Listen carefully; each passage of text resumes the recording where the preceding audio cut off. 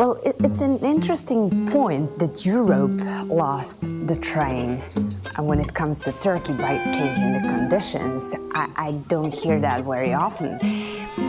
And I have to admit, I didn't think about that in that way, but it certainly did miss the train because Turkey has to offer a lot to Europe, to the world. It's obvious that Turkey is not going to get to Europe anytime soon. I think that everybody realizes that there is more about Turkey and European Union and Europe in general than it is just fulfilling the conditions that European Union sets. Turkey knows that. Turkey is a country who can offer, so to say, the same to Balkan countries as European Union can do. Investments that they make in Balkans and interest that they show when it comes to Balkans is much bigger and shows more opportunities to those Balkan countries than European Union itself does.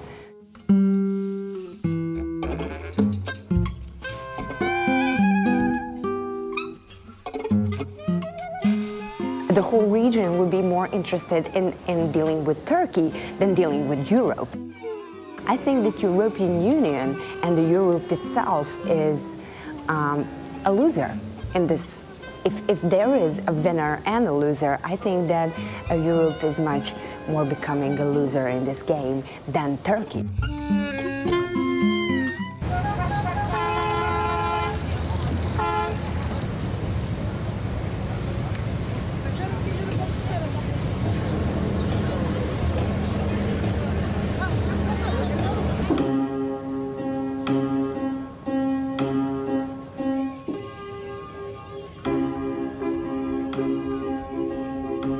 Ces mosquées qui hurlent, ça bouge, ça grouille, c'est vallonné, il y a l'eau à côté, il y a tout, il y a cette espèce d'abondance d'éléments différents.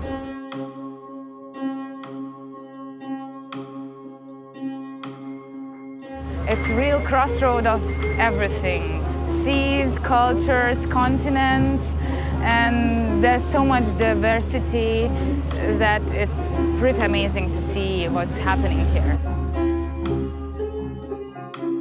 Ce qui est intéressant de retrouver à Istanbul, c'est que c'est une ville qui se situe entre deux mondes.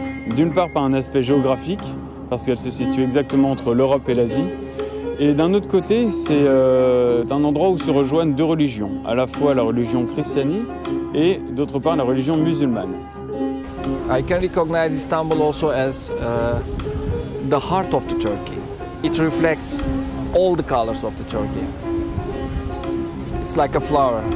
All of the flowers are gathered in Istanbul. So I fell in love in Istanbul. Je suis actuellement étudiant en Erasmus à Bahçeşehir, à Istanbul. Ce que je voulais quelque chose hors du commun, vraiment. On peut penser qu'avec 17 millions d'habitants, ça doit être une ville qui peut paraître insupportable. Mais finalement, on s'y habitue très vite. Ça me permet de plus prendre du recul sur l'opinion, la culture ou le comportement des autres. Et finalement, ce que ça m'a apporté, c'est encore une plus grande ouverture d'esprit. Et quand par exemple on se rend dans le vieil Istanbul, on ressent comme une sorte de sérénité finalement, et où on est bien, où on se sent chez soi.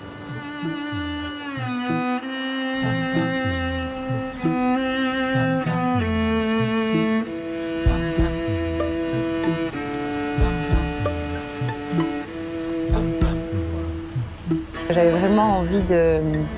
C'était même plus de découvrir la ville, enfin oui, forcément, ça va de soi, mais c'était vraiment d'y vivre, d'essayer de m'y sentir chez moi, de me dire que ma maison pouvait être ici pendant quelques temps, quoi. Petit à petit, je me sens vraiment, vraiment chez moi. Je suis venu ici pour pouvoir découvrir Istanbul et la culture qui s'y trouve. Moi, je suis arrivé ici à Istanbul sans avoir aucun a priori, mais vraiment aucun. Tout le monde me parlait, j'avais entendu des choses par rapport à toute la ville, à toute la culture. mais je refusais de croire à quoi que ce soit. Évidemment, dans une ville comme Istanbul de 15 millions d'habitants, beaucoup de similitudes avec l'Europe se font voir. La différence en fait à Istanbul, c'est vraiment que tout se juxtapose et c'est une sorte de gros bazar, de grosse agglomération de plein de cultures différentes oui, une sorte d'accumulation de choses et de choses encore. Ici, on peut aller d'un quartier à un autre, tout est différent. Il y a l'aspect touristique et très historique d'Istanbul avec Hagia Sophia, etc. Il y a Taksim Square et là, on est dans le quartier de Dolapdere.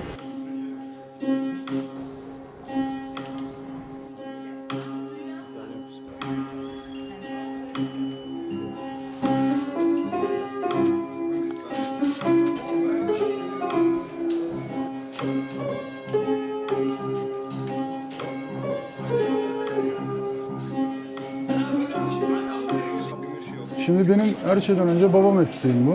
Ben bu işi şöyle diyeyim ben size 7 yaşından beri bu işi yaparım. Baba mesleği olduğu için devam ettiriyorum. Para kazanma kolay mı derseniz ben tahmin ediyorum dünyanın her yerinde para kazanmak zordur. Yani ter akıtıyorsun, mücadele ediyorsun. Dünyada her çeşit insan var, onlarla uğraşıyorsun. Bir de bizim sektörün şanssızlığı şurada. Yani asitli, siyanürlü olduğu için yani pek yani atıyorum adam çocuğunu kolejde okutup koleji bitirip yani çizmeyi giyip asitlerin içine sokmuyor çocuğunu. Haliyle biraz yani şey insanlarla yani hayata tecrübesi olmayan insanlarla, okul tahsili olmayan insanlarla mücadele ediyoruz. Beni olayın bu tarafı yoruyor. Çünkü aydın bir insanla çalışmak kolay oluyor, cahil bir insanla çalışmak daha zor oluyor. Meslek de şimdi zaten şöyle dediğim gibi yani asitli siyanürlü iş olduğu için rahatsız edici bir meslek olduğu için ben de şahsen çocuğumu bu işe koymam. Yani durum bu. Ama memnunuz, ekmek yiyoruz. Yani hepimiz buradan sebepleniyoruz. Buradan kaç kişi ekmek yiyor, çoluğuna çocuğuna ekmek getiriyor. Hamdolsun ve mesleğimi seviyorum ama. Bence Avrupa Birliği'ne girerse kalitemiz de yükselecek, hijyenik de olacağına ben inanıyorum.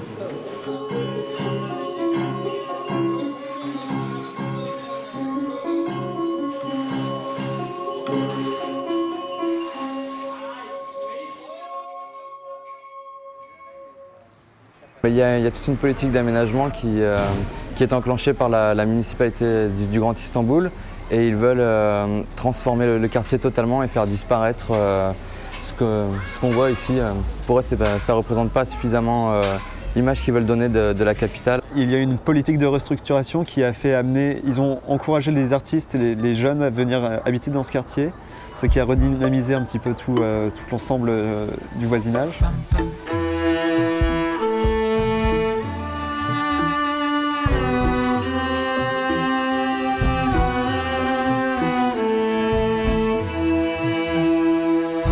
Et à l'échelle aussi de la ville, il y a les deux continents et qui me plaît énormément, moi, pour dire que c'est très symbolique, mais c'est comme s'il y avait deux cultures, même s'il y en a beaucoup plus finalement.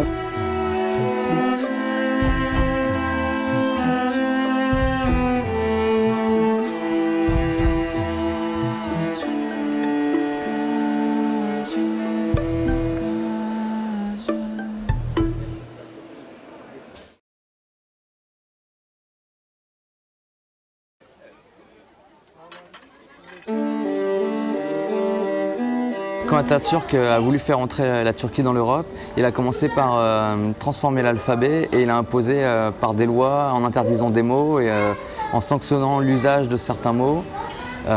Cette transformation forcée qui me semble va être la même si la Turquie rentre dans l'Europe. Toutes ces gens qui vivent en région avec ces économies informelles et réseaux de soutien vont devoir abandonner tout ça et se soumettre à la fiscalité, enfin des choses qu'ils ne connaissent pas. On ne pourrait pas imposer ce système. Alors on m'a posé souvent la question concernant l'Union européenne et ça me semble compliqué de répondre parce que, encore une fois, je connais absolument pas la Turquie, je connais juste Istanbul.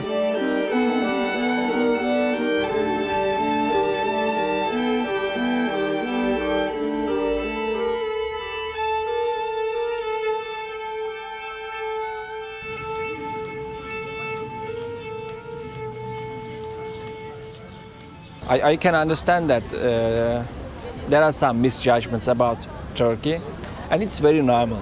Some TV channels are showing just the bad news on Turkey, just reflecting Turkey as a Muslim country like Pakistan, like Iran.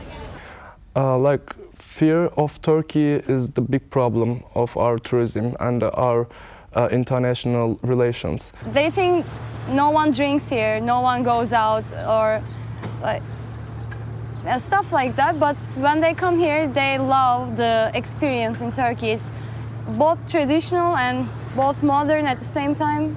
It's nice. Plus je suis ici, plus en fait je pense que non, la Turquie ne devrait pas rentrer dans l'Union européenne, mais pour diverses raisons.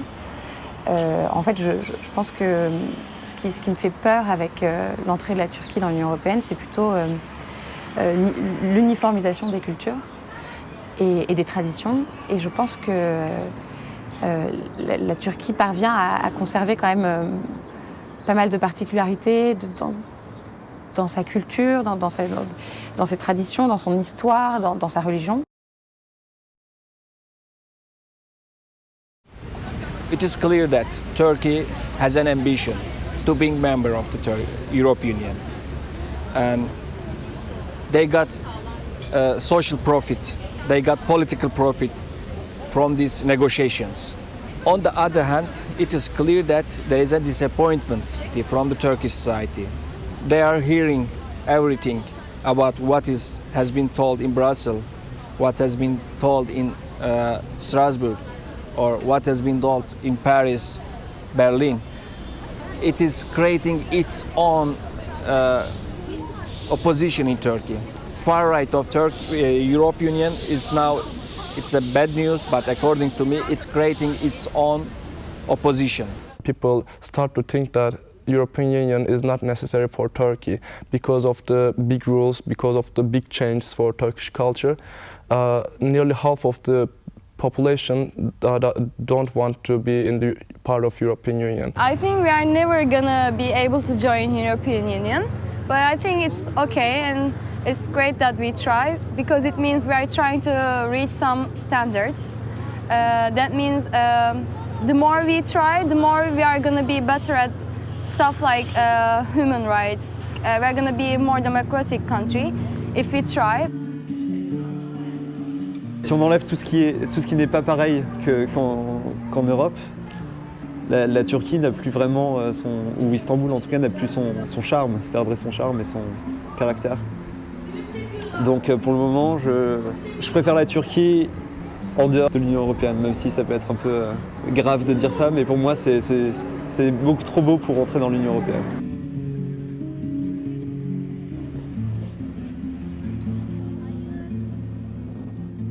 Like all the nations, Turkish people are proud. Today GDP is higher, and this making Turkish people more, how I can say, self-confidence. So now they are trying to feel that, okay, we can have a strong economy without Europe. We can have a democratic government with the help of Europe, but without being member of Europe.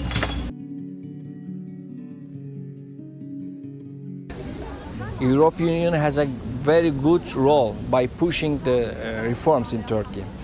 Turkey's importance is getting bigger and bigger because no matter, we are not the best example for democracy, but we are better, we are much in advance compared to other Middle Eastern countries. Since we're a Muslim country, we set an example for them.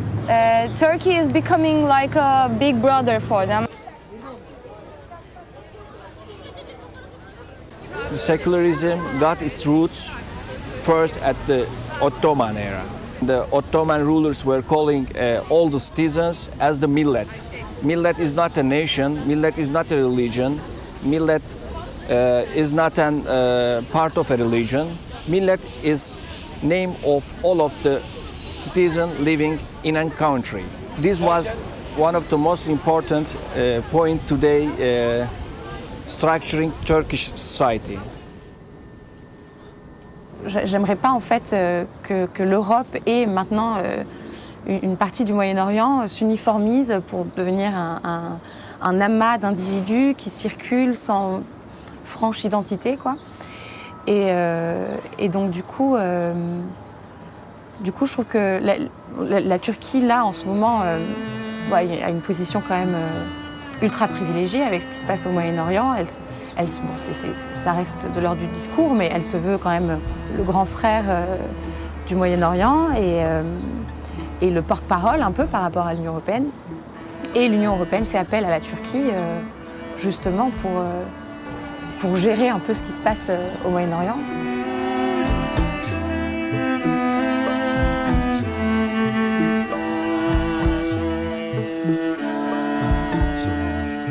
On n'est pas dans le tiers-monde, quoi. On n'est pas loin, on est proche, on est aux portes de l'Europe, mais pour autant on n'y est pas. Et c'est bien de venir dans un pays où c'est différent et on peut apprendre que par la différence. Et donc regrouper tout ça dans un espace géographique, politique, social hyper uniforme, je ne pense pas que ce soit une bonne idée.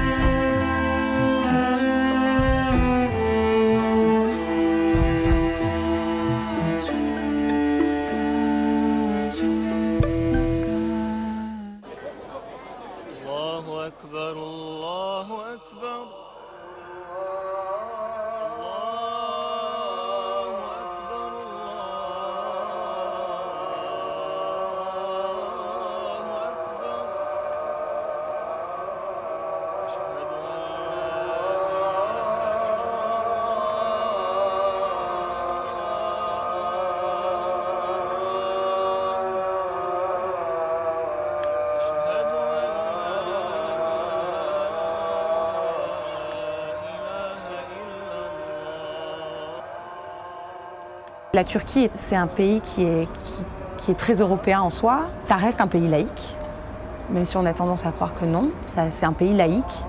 Il y a une constitution laïque. Et donc du coup, je trouve que ça laisse beaucoup de liberté à la pratique de chacun de l'islam. Et donc on va rencontrer autant de spiritualité qu'il y a d'habitants en Turquie, quoi. Du coup, ça m'a renoué avec en fait, comment on pouvait personnaliser son rapport à la religion. Comment, en fait, la religion, c'était pas un bloc, espèce de grand monstre fanatique, quoi, mais que c'était plutôt une approche personnelle et que chaque personne, en fait, avait sa propre spiritualité, sa propre religion.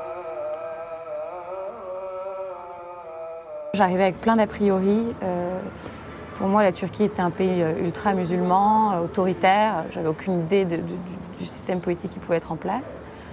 Et j'étais persuadée qu'il allait falloir qu'on se voile ou qu'on se retrouve dans des situations qui ne me plairaient pas, quoi. During the Ottoman era, the Muslim identity of the country was the first priority of this government. But today, still it is important, but it is not the first priority of the government. Je m'en suis énormément voulu, en fait, d'être si bornée et de ne pas avoir réfléchi à ce que pouvait être le pays réellement. C'est un lieu, donc, un croisement, un carrefour de civilisation, comme on dit dans les bouquins. Mais c'est vrai, c'est-à-dire que les gens sont très ouverts à l'échange et à la différence. En arrivant ici, je me rends compte que finalement c'est exactement comme en France.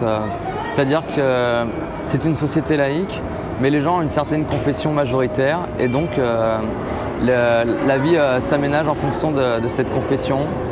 Et au lieu d'entendre les cloches sonner, on entend le chant du muezzin.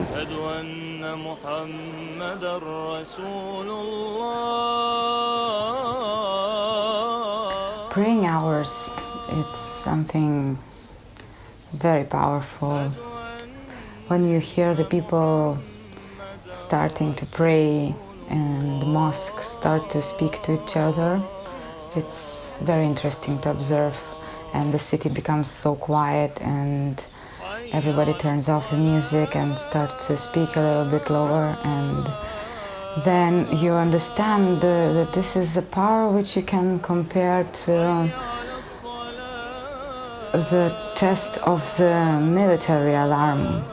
Sometimes when the city is attacked with bombs, then they put on all those microphones telling you where you have to go to hide. But this is something constructive, like constructive power which you feel, and it's not about go and hide, it's about praying and being with you and with their God, and this is something very strong which you can observe, and that makes a big impression for me. And even I am not a Muslim person, even I want to freeze and just to listen.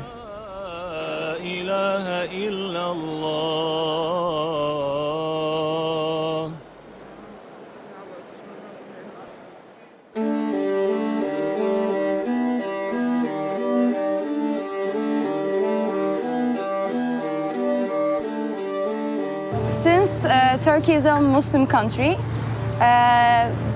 most of the students think that everyone is very strict about the rules, and they think that everyone is judgmental, so not everything is free, they can't do everything, stuff like that, but it's not like that at all.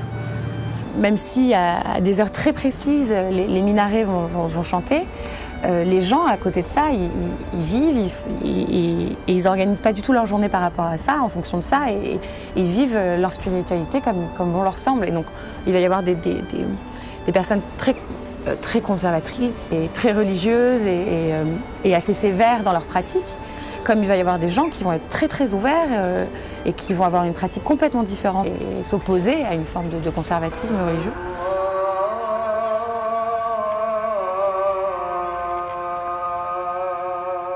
S'arrêter et juste écouter, en plus ça résonne, on s'entend presque plus dès que tu es en bas d'un minaret. Il faut hurler pour s'entendre, et donc du coup, ouais, ça crée une espèce de transe presque en fait. Tu te retrouves, ça donne presque envie d'être religieux, quoi. Tu te dis, nos cloches à côté de ça, elles sont nulles.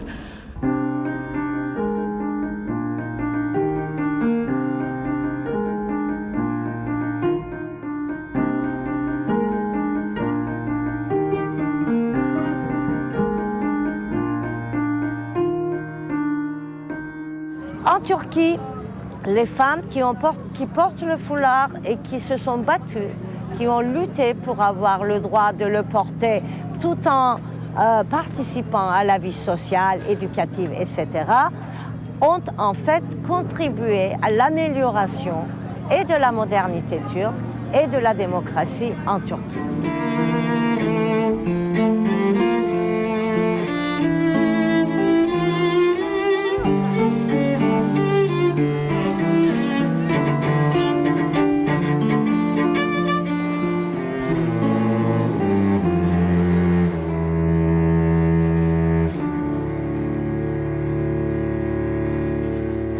C'est une très belle religion. Je continue à penser qu'il y a une très mauvaise interprétation de la religion dans ses penchants conservateurs. Mais c'est une spiritualité qui est très humaniste, qui est très tournée vers l'autre. Et donc du coup, j'essaye de me focaliser sur ça quand je pense à l'islam, plutôt qu'à tous les a priori qu'on peut en avoir, tous ces pans, enfin tout ce côté fanatique qui n'en fait qu'une perversion de l'islam originel, quoi.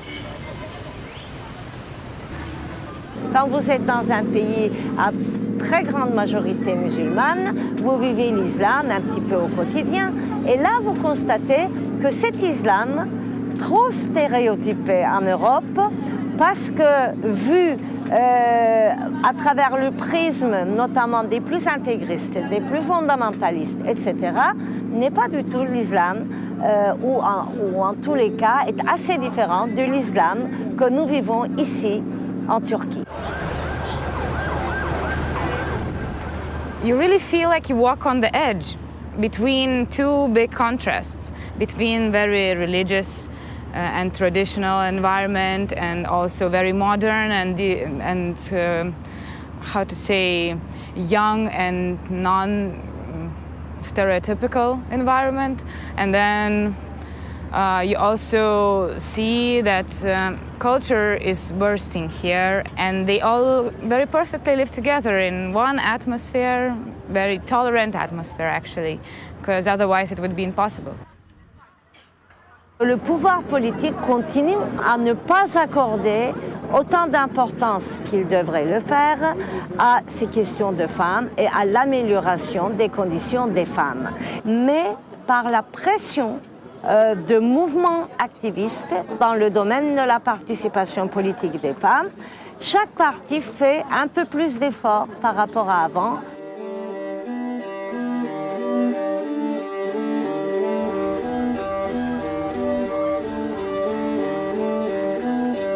I believe that this country, as a medium between two continents, has a very big potential, and it's developing more and more, and seems like people are very positive about this development.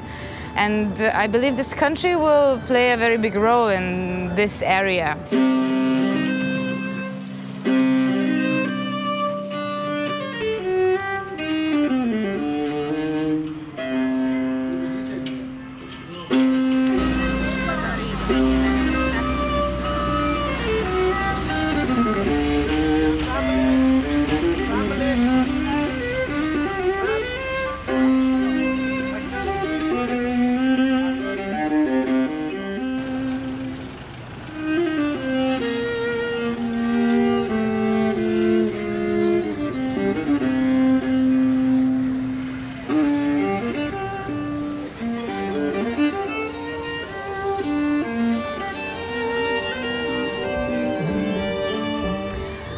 I feel that everyone could find their home in this city.